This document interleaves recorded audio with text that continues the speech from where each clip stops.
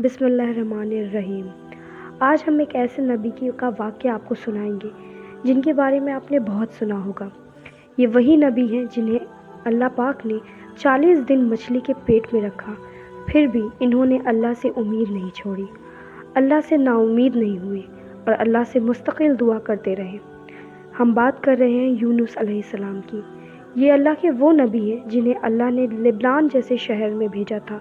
اور وہاں پر جو قوم تھی وہ اپنے ہی آپ میں اور اپنے ہر طرح کے گناہ میں مشغول تھی۔ پھر بھی یونس علیہ السلام کو حکم ہوا کہ جائے اور اس قوم کو ہدایت کا راستہ دکھائے، اور یونس علیہ السلام نے خدا کی بات کو مانتے ہوئے اس قوم کو ہدایت کی طرف متوجہ کیا، لیکن قوم نے یونس علیہ السلام کی کسی بات کو نہیں سنا۔ اس قوم کے سبھی لوگ اپنے آپ کو بہت ہی زیادہ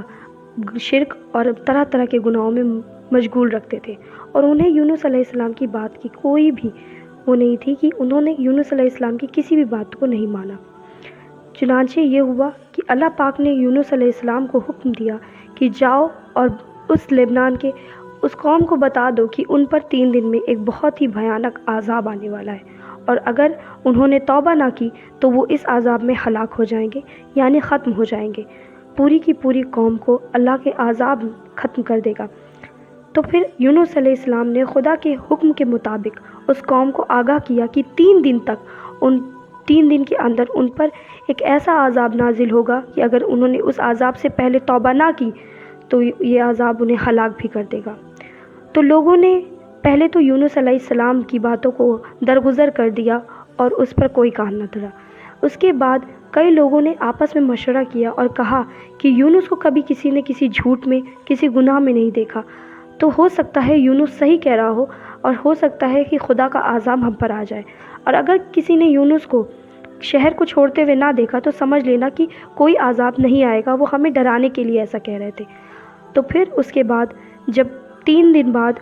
بہت ہی بھیانک بادل منڈرانے لگے قوم پر، تو قوم پریشان ہو گئی اور توبہ کرنے لگی،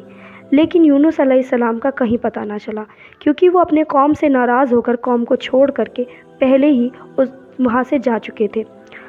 اور اللہ پاک نے قوم کی توبہ کو قبول کر لیا، لیکن یونس علیہ السلام جو کہ خدا کی حکم کے بنا ہی قوم کو چھوڑ کر کے شہر سے پہلے ہی ہجرت کر چکے تھے، اس لیے اور وہ ایک کشتی پر سوار ہوئے، تو اللہ پاک نے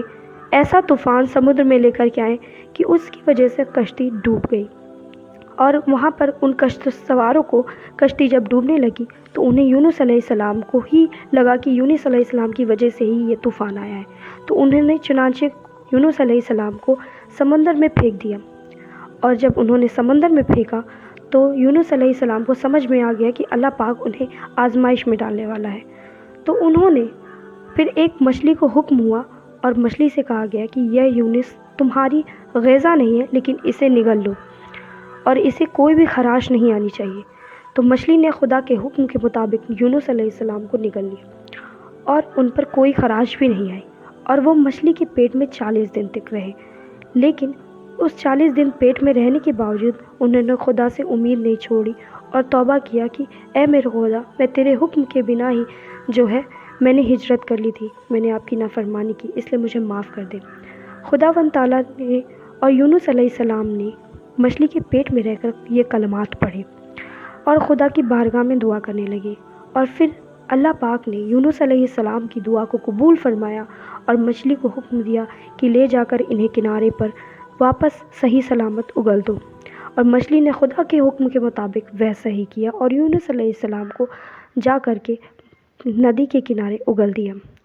اور پھر اس کے بعد اللہ پاک نے یونس علیہ السلام کو واپس سے صحت اور سب کچھ دے دیا، اور وہ قوم جو کہ توبہ کر چکی تھی اپنے پیغمبر کو ڈھونڈتی ہوئی ساحل پر پہنچی، اور انہیں ان کا پیغمبر مل گیا، اور انہوں نے اسلام کی بیعت یونس علیہ السلام کے پاس کی۔